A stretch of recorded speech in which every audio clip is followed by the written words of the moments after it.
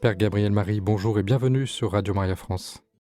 Bonjour, cher Jérôme. Bonjour, frères et sœurs bien-aimés, chers amis auditeurs, auditrices de Radio Maria.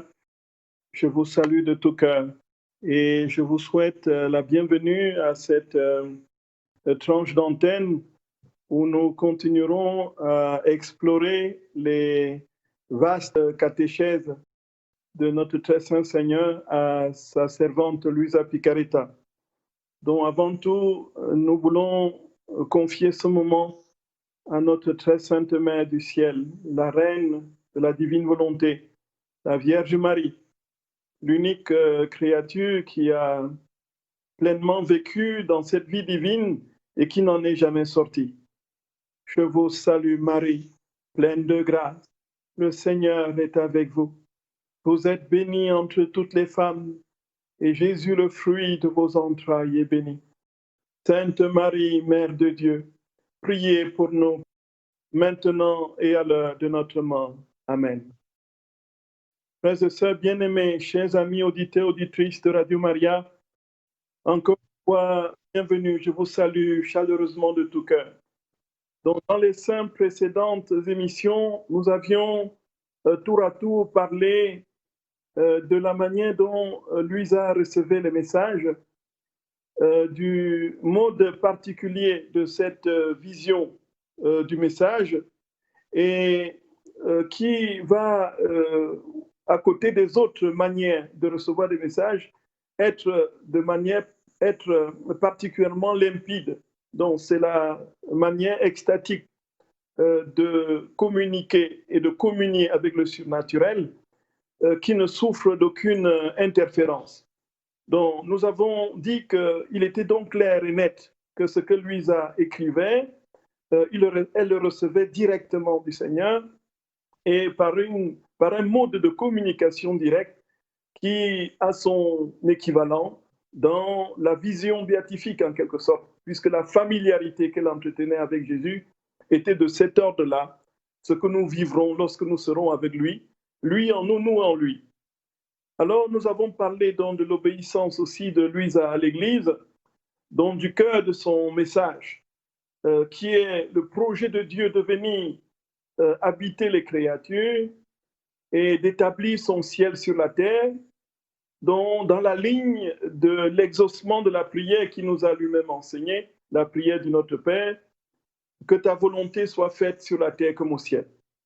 Alors nous avons ensuite parlé des conséquences de cette vie dans la divine volonté.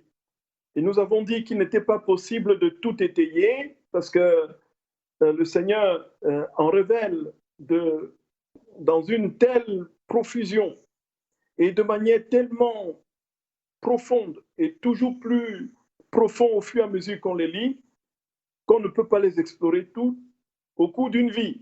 C'est tout simplement la vérité parce que Dieu est infini et tout ce qui sort de lui épouse cette qualité d'infinité et dont sa parole, sa sagesse sont infinies. Et il dit en plus qu'il produit du fait de ses paroles et de ses enseignements des vies divines. Et donc nous avons dit qu'il y en avait tellement qui sont innombrables et infinis à la mesure de l'infinité de Dieu. Et nous avons mentionné que le Christ voulait faire de nous aussi, dans l'une des conséquences phares, des humanités de surcroît, pour reprendre la prière de Sainte Élisabeth de la Trinité, qu'il voulait voir en nous son propre visage, qu'il voulait faire de nous le reflet parfait de toutes ses qualités divines, et qu'il voulait faire de nous des hosties vivantes. En fait, que nous devrions être, en principe, des Christ sur la terre, d'autres Christ sur la terre. C'est ça, en fait, le couronnement du message de la vie dans la divine volonté, frères et sœurs bien-aimés, être en tout transformé en Dieu. Selon ce passage de l'Épître aux Corinthiens, chapitre 3, nous qui, le visage découvert, contemplons comme dans un miroir la gloire du Seigneur, nous sommes transformés en la même image de gloire en gloire, comme par le Seigneur qui est l'Esprit. En fait, la vocation du chrétien, c'est cette transformation progressive en Dieu qui fera de lui un autre Dieu par participation à la divinité substantielle. Voilà. Voilà, frères et sœurs bien-aimés. Et là, nous allons commencer aujourd'hui ce que Jésus appelle les fiat, dont le fiat de la création, le fiat de la rédemption et le fiat de la sanctification. Donc, qui sont les trois stades du projet d'amour de Dieu sur toute l'humanité. Donc, Dieu a d'abord tout créé, donc toute la création. Ensuite, il a créé l'homme et l'a racheté par son incarnation, sa passion, sa mort et sa résurrection. Ça, c'est le fiat de la rédemption. Et puis, il veut maintenant l'introduire dans sa propre vie divine. Donc, ce fiat, cette dernière phase, qui sera la phase de la réalisation de la prière de notre Père, c'est donc le fiat de la sanctification. Et dans le livre du ciel, les 36 tomes du livre du ciel, donc tout ce qui est contenu peut être catégorisé dans ces trois niveaux de projet de Dieu, la création, la rédemption et la sanctification. Alors, le mot fiat, d'abord, nous avons l'habitude de dire fiat en rapport avec le fiat de la Vierge Marie. Nous avons là le bon filon. Le fiat, en fait, c'est un mot latin qui veut dire que cela soit fait. La Vierge Marie, quand elle reçoit la visite de l'ange, après des questions que nous connaissons, elle dit que cela soit fait selon ta parole. Je suis la servante du Seigneur, que cela soit fait selon ta parole. Donc ça, c'est un autre sens du mot fiat. Donc, je dis oui, un oui parfait, un oui définitif, un oui total, un oui abandonné, un oui radical, le oui même de Dieu. Je ne suis plus à moi-même, je suis tout à Dieu dans le fiat que je lui donne. Et donc, un autre sens du mot fiat, c'est donc un décret, dans le décret de Dieu, qui est relatif, n'est-ce pas, à ce qu'il veut réaliser. Quand Dieu dit, quand on lit dans le livre de la Genèse, que la lumière soit et la lumière fut, alors c'est là le fiat. Fiat lux et facta est lux. Donc, que la lumière soit et la lumière fut. Et la lumière fut. Fiat. Donc, en fait, quand Dieu parle, ce qu'il dit se réalise au même moment qu'il le dit. Donc, il y a une concomitance entre la réalisation de ce qui est énoncé et l'énoncé même de ce qui se réalise. Donc, ce qui se dit se réalise au même moment qu'il est dit. C'est le fiat de Dieu quand il crée. Quand il dit que la lumière soit, il n'y a pas un temps entre sa parole et la lumière qui advient. Sa parole contient déjà la lumière qui se réalise au même moment que la parole qui est énoncée. Voilà.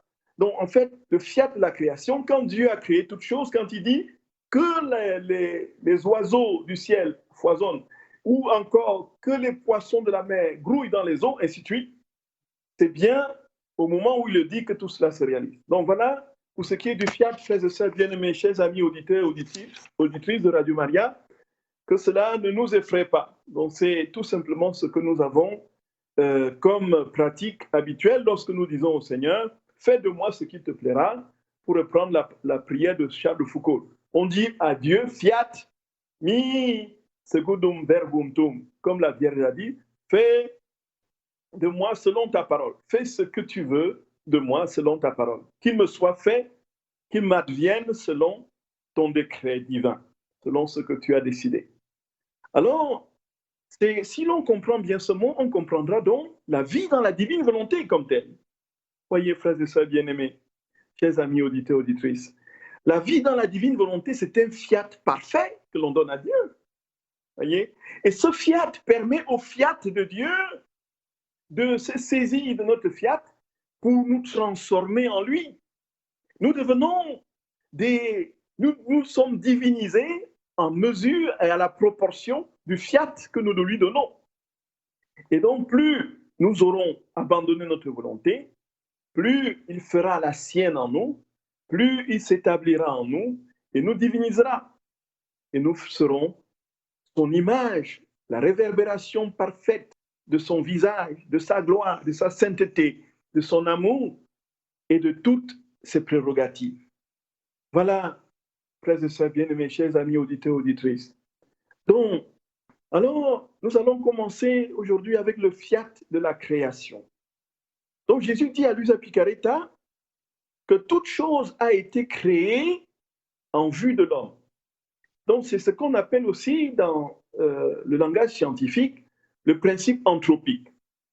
Donc, cela veut dire que l'homme, dans ce que l'on peut voir, observer de la nature et de la création, est celui pour qui tout cela a été façonné.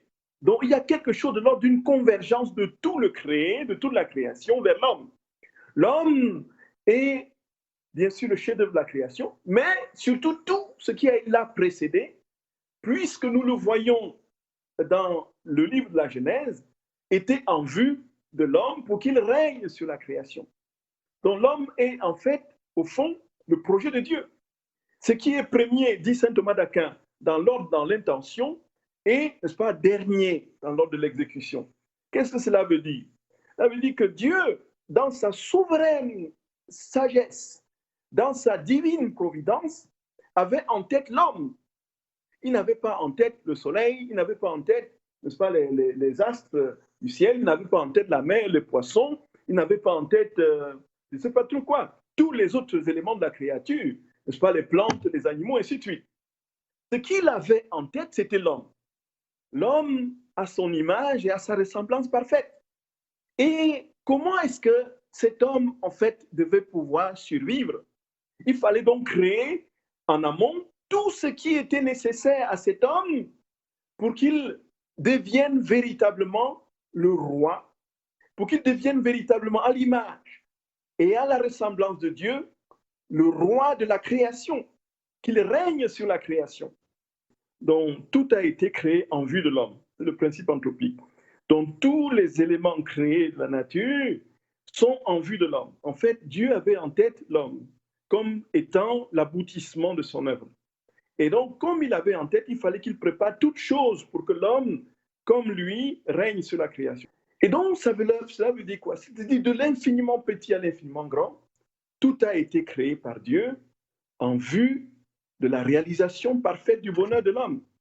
Et cela veut dire quoi très concrètement, frères et sœurs bien-aimés, chers amis auditeurs, auditrices? Cela veut dire que tout dans la création nous dit l'amour de Dieu. Tout dans la création nous dit l'amour de Dieu. C'est ce que Jésus ne cesse de marteler, de répéter. Cela veut dire quoi très concrètement, bien plus encore? Cela veut dire que dans la divine volonté, dans la vie dans la divine volonté, on retrouve tout le condensé, le résumé de toutes les spiritualités chrétiennes, du moins dans l'ordre du cheminement chrétien orthodoxe catholique, tout le rapport Dieu qui nous dit, qui nous parle dans la création, les merveilles de la création, ce que l'on peut retrouver dans le Cantique des créatures, n'est-ce pas, qui a été poussé à son sommet par par saint François d'Assise. Et puis, on peut le voir aussi déjà dans l'Ancien Testament avec le Cantique des trois enfants, et ainsi de suite. Gel et brouillard, giboulée, neige, tout loué, bénissez le Seigneur. Donc tout cela nous dit quelque chose effectivement de ce que Dieu a comme projet sur l'homme déjà dans la création. L'aimer dans les éléments de la création. Et donc dans la vie, dans la divine volonté, on trouve, c'est le condensé de tout ce qu'on a pu vivre jusqu'ici dans la chrétienté, dans la vie chrétienne, en matière de rapport à Dieu. Donc il y a une dimension importante du rapport à la création qui ressort dans la vie, dans la divine volonté, telle que Jésus l'enseigne à Luisa Picaretta. Et c'est tout simplement inouï. Quand on entre dans les détails de ce que Jésus dit sur la création, on est tout simplement stupéfait, émerveillé. On est dans une profonde admiration à écouter Dieu nous dit que la création tout entière, non seulement est faite pour l'homme, mais est appelée avec l'homme, en communion avec l'homme, à lui rendre gloire. C'est inouï, frères et sœurs bien-aimés. C'est inouï. On y reviendra, lorsque l'on parlera justement de la manière de prier dans la divine volonté. Alors, Jésus dit à Luisa Picaretta que la création est un langage d'amour de Dieu pour l'homme. Voici ce qu'il dit au tome 11, au 23 avril 1912. Il dit, mon amour pour les créatures est immense, dit Jésus. Vois-tu la lumière du soleil qui envahit la terre? Si tu pouvais atomiser cette lumière, tu pourrais entendre dans ces atomes ma voix mélodieuse, redisant à chacun de vous des je vous aime, de telle sorte qu'il vous serait impossible de les compter. Voyez, comprenez, frères et sœurs bien-aimés, chers amis auditeurs, auditrices, Radio Maria. Donc, dans chaque atome, chaque rayon de soleil que nous recevons sur notre visage, c'est Dieu qui nous dit je t'aime, je t'aime, je t'aime. Vous seriez submergé dans l'amour. Et de fait, je vous dis, je vous aime, je vous aime. Dans la lumière qui emplit vos yeux. Je vous aime dans l'air que vous respirez. Je vous aime dans le bruissement du vent à vos oreilles. C'est fou, c'est fou. C'est fou. Quand on y entre plus profondément dans la méditation, frères et sœurs bien-aimés, on ne devrait plus se plaindre des vents, du trop grand soleil, du débordement de la mer. C'est tout simplement déroutant. C'est tout simplement déroutant. Bien sûr que ça renverse nos logiques et ça nous met véritablement dans un état de... Voilà. On se dit, mais comment est-ce que Dieu peut-il me dire son amour dans des situations, dans les éléments qui se déchaînent? Alors, je vous aime dans l'air que vous respirez. Donc, dans l'air que nous respirons, dans l'inspiration et l'expiration, l'inspiration, nous recevons un je t'aime de Dieu, nous accueillons le je t'aime de Dieu. Il dit, je vous aime dans le bruissement du vent dans vos oreilles. Voilà. C'est Dieu qui nous dit, dans tous les éléments du créé, y compris dans le bruissement du vent dans nos oreilles, je vous aime. Dans la chaleur et le froid que vous ressentez, je vous aime. Voyez, donc en régime chrétien et dans l'optique de cette vie dans la divine volonté, on ne devrait plus se plaindre, en définitive. Qu'on ait chaud, qu'on ait froid, voilà, qu'il fasse moins 10, moins 40 ou qu'il fasse 45 degrés, on devrait être dans quelque chose d'une action de grâce perpétuelle. Pour le soleil, pour le vent, pour la pluie, ainsi de suite. Simplement parce que dans tous les éléments du créé, Dieu a immiscé de manière très, très profonde et enfoui son amour. Il dit en plus, dans le sang qui coule dans vos veines, il nous dit, je vous aime. Voyez. Je vous aime dans les battements de votre cœur. Alors, frères et sœurs bien-aimés, Jésus dit en plus que dans le battement de notre cœur, il nous parle de son propre cœur. De son propre cœur. Son cœur bat dans le nôtre, en définitive. Je vous aime. Donc, chaque fois, le systole, distole, n'est-ce pas, le mouvement, n'est-ce pas, du cœur, nous dit chaque fois, je t'aime, je t'aime. Et puis, il dit que cela, en fait, traduit son cœur qui bat d'amour pour nous. Il dit, je vous aime dans le geste de vos mains. Effectivement, nous ne pouvons pas bouger la main si Dieu ne le veut.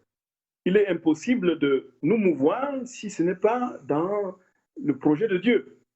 Dieu peut en un instant décider que nous serions complètement incapables de faire des mouvements et des gestes.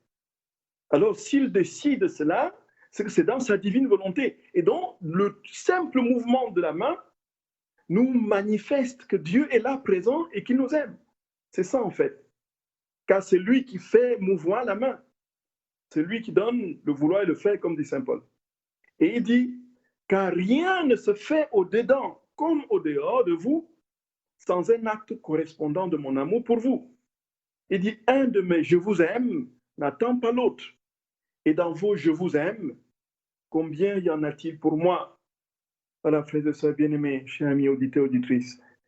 Voilà ce qui est tout simplement déroutant. Et quand on médite cette vérité, et quand on entre en profondeur de ces enseignements, de ces catéchèses, on se dit qu'effectivement, Dieu ne peut pas nous avoir créés pour que nous soyons malheureux.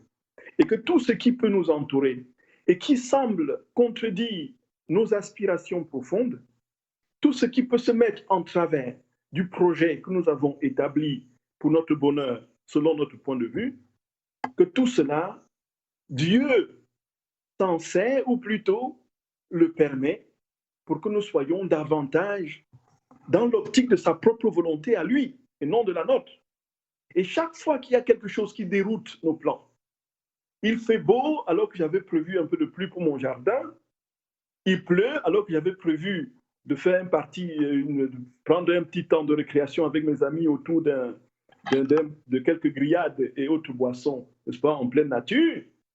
Toutes ces contrariétés, en fait, qui nous mettent dans une colère sourde et qui nous mettent en porte-à-faux avec le projet, la volonté de Dieu, telle qu'elle se déploie dans la nature, nous rend à vue d'œil malheureux. Mais la vérité, c'est que si nous accueillons ce projet de Dieu, nous entrons dans son plan qui nous dit, dans chaque élément qui vient, y compris ceux qui contredisent nos projets, nous entrons dans le projet de Dieu qui nous dit, dans chacun de ces éléments, je t'aime et je t'aime.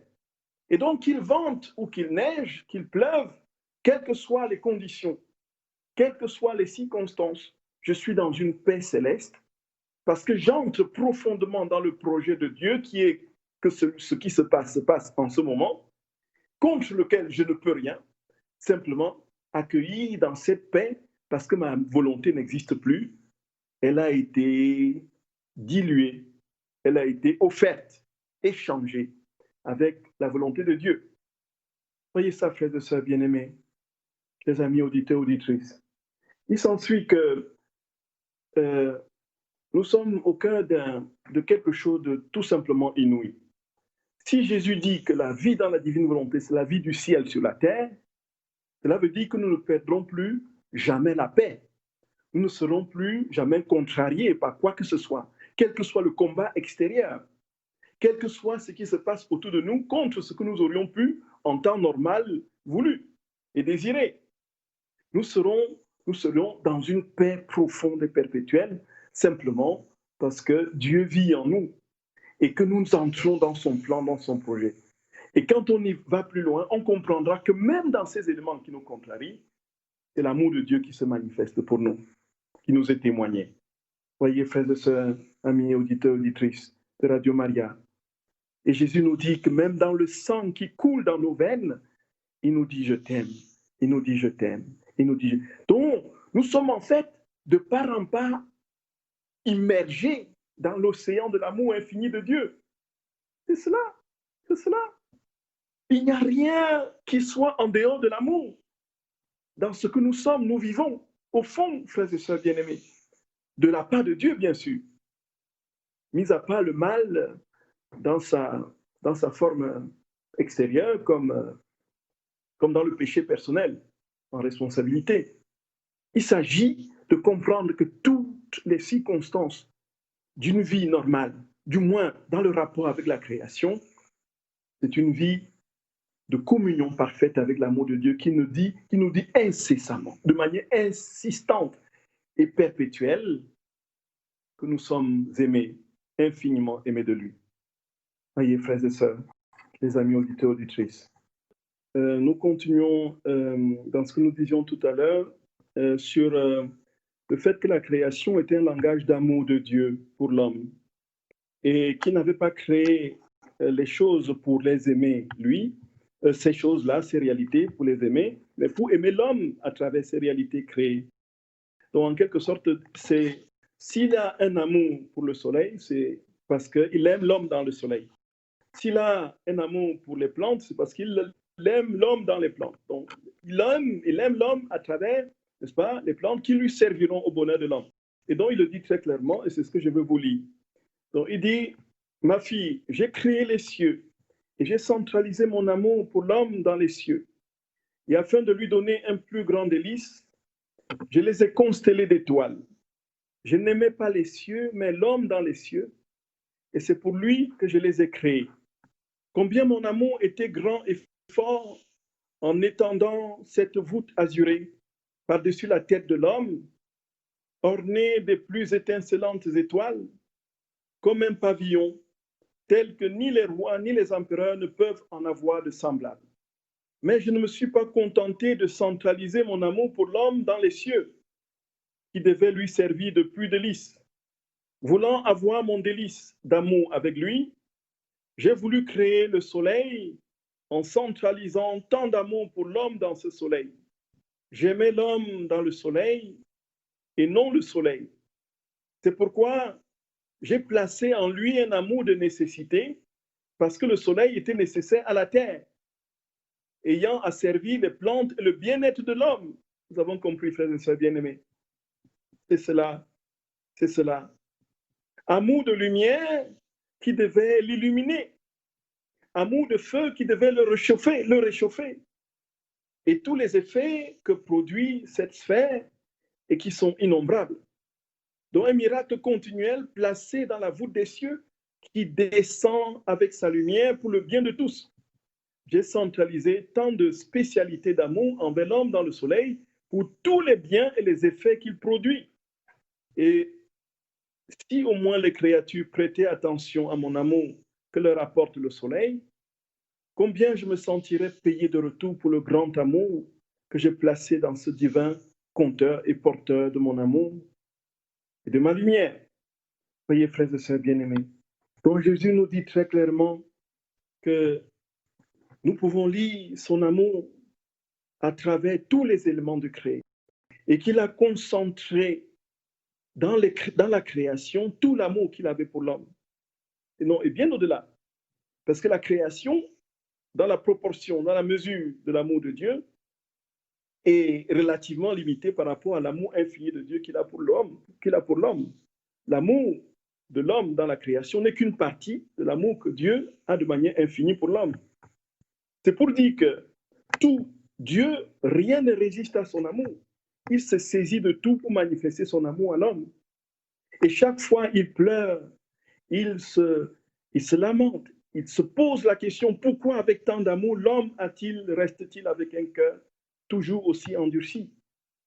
Et c'est pour nous, frères et sœurs bien-aimés, l'occasion, nous le continuerons la prochaine fois, de comprendre la nécessité, effectivement, de savoir voir Dieu, voir son amour, contempler son amour dans les êtres qui nous entourent, la création qui nous entoure. Et c'est là tout le message du Cantique des créatures de Saint François, tout le message du Cantique de Daniel, n'est-ce pas? Tout le message des différents encycliques sur la création, ainsi de suite. Nous sommes ici au cœur même du mystère premier qui a ordonné et ordonnancé la création de l'homme, le mystère de l'amour, le mystère de la piété, comme dit Saint Paul, qui commence dans l'infiniment petit jusqu'à l'infiniment grand. Voilà, cher Jérôme bien-aimé, je vois que nous sommes arrivés. Oui, Père, on arrive au terme, oui. Oui, Père, si vous voulez, je vais vous lire un SMS de Madeleine. oui. Alors, Madeleine qui nous écrit: Bonjour, merci beaucoup pour votre émission. Faut-il remercier Dieu, nous dit Madeleine, quand nos finances sont en baisse? Comment prier dans ce cas-là? Et merci de votre réponse. Ouais. Disons que, effectivement, si on reprend tout simplement de manière triviale le texte de Paul dans l'Épître aux Romains, chapitre 8, tout concourt au bien de ceux qui aiment Dieu, de ceux qui sont appelés selon son dessein. Et que quand on passe en revue, effectivement, les textes dont parle le Seigneur sur les châtiments dans le livre de Luisa Picaretta, l'on comprend qu'il y a quelque chose, une utilisation providentielle de ce que nous pouvons appeler malheur pour nous rendre parfaits intérieurement. Et l'on comprend Saint Paul quand il dit, quand bien même notre être extérieur va vers la ruine, notre être intérieur de jour en jour se renouvelle. Car les légères souffrances du moment produisent en nous, au-delà de toute mesure, un poids éternel de gloire. Car nous ne regardons pas aux choses visibles, mais aux invisibles. Car les choses visibles sont éphémères et les invisibles éternels. Voilà ce que Saint Paul dit, frères et sœurs bien-aimés. Cela veut dire quoi très concrètement? Que le bien souverain, c'est Dieu. Le bien souverain, c'est la présence, l'immersion dans la présence de Dieu. Et c'est pourquoi Jésus dit, par ailleurs, ne prenez, quand il envoie ses disciples, ne prenez ni sac, ni sandales, ni ainsi de suite. Et une personne m'éclairait la dernière fois en disant que Elle a reçu ça dans une motion intérieure profonde en méditant ce texte de l'Évangile. Pourquoi Jésus dit-il de ne pas prendre de tunique? Il dit de ne pas prendre de tunique simplement parce qu'il veut se revêtir de nous, de lui-même.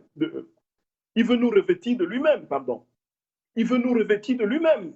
Donc la seule tunique que nous devons prendre, c'est lui, en définitive. Cela veut dire quoi très concrètement? Cela veut dire que les finances qui vont mal, si c'est de nature à me troubler, à me faire perdre la paix, à m'empêcher de prier, à m'empêcher de m'abandonner au Seigneur, il y a quelque chose qui ne va pas. Mais ça n'empêche pas que je prie si jamais ça doit avoir des conséquences collatérales importantes sur des personnes en grande précarité ou autre, que je prie pour que cela n'ait pas d'incident sur des personnes qui vivent déjà très pauvrement et qui souffrent terriblement. Et cela aussi peut être l'occasion de mesurer mon rapport, le rapport que j'ai avec l'argent. Quel est le rapport que j'entretiens avec les finances? Quelle est la place que l'argent occupe dans mon cœur? Vous voyez, très cher. Vous voyez, très cher. Et c'est ça la question véritable. Et la vie dans la divine volonté, c'est quoi? Qu'il vente, qu'il neige, qu'il y ait crash boursier, ou qu'il y ait tempête, volcan ou tremblement de terre, que je ne perde jamais la paix. Que je ne perde jamais la paix. Oui, c'est ça la vie dans la divine volonté. Quand on y sera, ce sera le ciel. Et Jésus dit qu'on peut vivre cela déjà dès ici-bas. Et c'est pourquoi nous nous entraînons. Voilà, cher Jérôme bien-aimé. Merci beaucoup, Père Gabriel Marie. Oui. Entraînons-nous. Oui, tout à fait. Nous avons encore le temps. Oui, tout à fait. Merci beaucoup et on vous retrouve donc le mois prochain alors, Père. Tout à fait, cher Jérôme, chers amis auditeurs, auditrices, que le Seigneur vous bénisse et vous garde. Oui, à très bientôt. Merci beaucoup, Père. Au revoir. Au revoir. Merci beaucoup.